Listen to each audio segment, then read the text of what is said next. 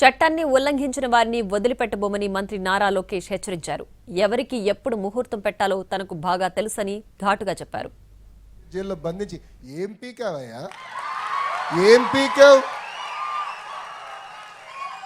నువ్వు అరెస్ట్ చేస్తే మేము భయపడాలా? అరే ఇట్లా నీ ముందర చాలా మంది పెద్ద పెద్ద మాటలు మాట్లాడారు. వాళ్ళందరి పరిస్థితి ఏమైందని ఒక్కసారి ఆ సైకోని ఆలోచించమని నేను అంటున్నా. అంతేగాని ఈ మధ్య చూస్తున్నా రప్పరప్ప అంటే ఏంటి రప్పరప్ప, 2 రప్పరప్ప మేము బీకుతాం.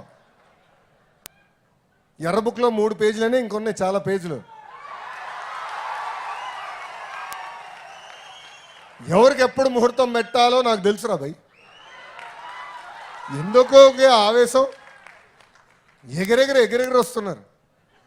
ఏం కంగారు లేదు. చట్టాన్ని కానీ మీరు ఉల్లంఘిస్తే నేను ఎవరిని వదిలిపెట్టాను, ఈ కూటమి ప్రభుత్వం వదిలిపెట్టాను.